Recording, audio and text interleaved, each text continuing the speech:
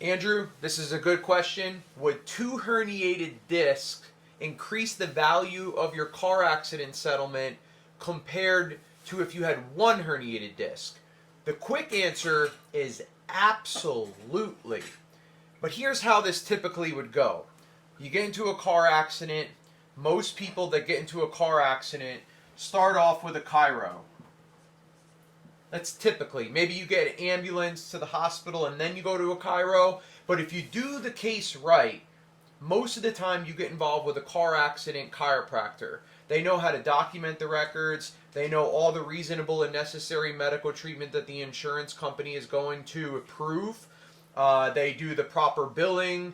And they know how to, some of them really know how to compare the car accident to the injuries and then piece them together nicely. Now, what typically happens is you get 10 visits, maybe to 15 visits from the chiro. You're still in pain. The chiro then sends you out for MRI or MRIs. The most common type of MRI is a cervical MRI, which is for your neck. Another common MRI is for your lumbar spine, okay, which is your lower back. You could also do the thoracic spine, which is for your middle back. But those are the most common types of MRIs if you were involved in a car accident. Now, let's say that you have, at the end of the day, $4,000 in chiro bills, and then 2 MRIs, depending on where you go and how their billing works, maybe you have about $6,000 in MRI bills. Okay, so now here's the big question, because this is our hope. Anytime we have a car accident case, our hope is that they at least get MRIs so that, number one, they have a peace of mind of any type of injuries that they have going on, and number two, so that we have leverage when we're negotiating with the insurance company. If I'm talking to the insurance company and I'm like, his back hurts, his neck hurts, pay us money, they're going to be like, well, good, great, his back hurts, his neck hurts, but what happened to his back? What happened to his neck? Oh, well, it just hurts. Not good enough. But if we have MRIs, I can say, well, he has, a 2 millimeter herniation in his neck, and he has a 3 millimeter herniation in his back. Or maybe he has, a 1 millimeter herniation and a 2 millimeter herniation in his neck, and maybe he has a 4 millimeter herniation and a 3 millimeter herniation in his lumbar spine. Because there's different parts of the lumbar spine, there's different parts of the cervical spine. You could have herniations in different parts of the spine, and the more herniations that you have, yes, typically the value of your case would increase. Okay, there's also other things that MRI reports could reveal. It could reveal if you have any sciatica, if you have any nerve damage, if you have any tears, if you have bigger herniations that immediately warrant surgery, like if you have an 8 millimeter herniation in your lumbar spine, that doctor may say, whoa, you need surgery now. Actually, let's just get you to the hospital immediately because that's a massive herniation. So now that answers your question, but this next part is really important too.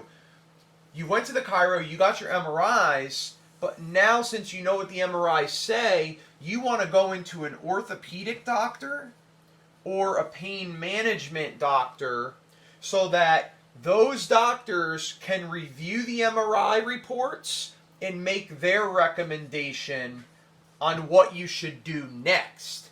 And number one, if you go into the ortho or the pain management doctor, your bills go up, which means the value of your case also goes up now. And if they make any recommendations at this ortho or pain management, maybe they say do more chiro, maybe they say get some injections, maybe they say, let's just do a prescription for now. But let's say, for example, they say injections. Injections can cost, on average, 10 grand a pop. Sometimes more, sometimes less.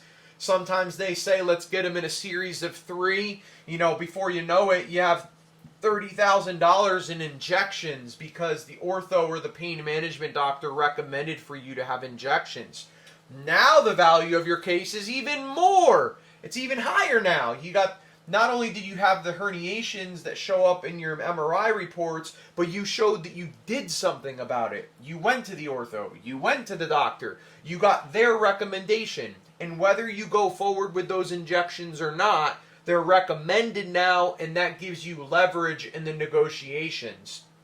Now, if you go forward with all the injections and they still just aren't getting the full job done of your injuries, you may end up going to an orthopedic surgeon, if this guy isn't a surgeon, and if they recommend surgery, which could cost $50,000 to $100,000 very easily, now there's even more damages from this accident, and the value of your case continues to go up and up and up and up. Now, all that said, it's very important that if the insurance company is going up against someone who's not a lawyer, they're not threatened by them. They're like, we can lowball them all day long. Forget about all this, just give them a low offer. What are they going to do about it? Well, the only thing you can do about it is file a lawsuit. And most people can't file a lawsuit on their own. They need to get a lawyer to file a lawsuit. So then you got to go to a lawyer to have them file the lawsuit. But by that time, your case may have not been structured and all built the right way for that lawyer to say, okay, I'll file a lawsuit for you. Most law firms want to take a case from the beginning stages and build it and structure it and get everything in line before they go and talk to an insurance company. If they get it at the end, it's not how they wanted it. They may not be interested, and then it just becomes very difficult to work with. So, Andrew, and anyone else that was involved in a car accident where you have medical damages, or it just happened, you're just starting off and you're not really sure what to do, you could text me for a free consultation, 832-925-2030. I can give you a free car accident case evaluation, break down some of this information for you.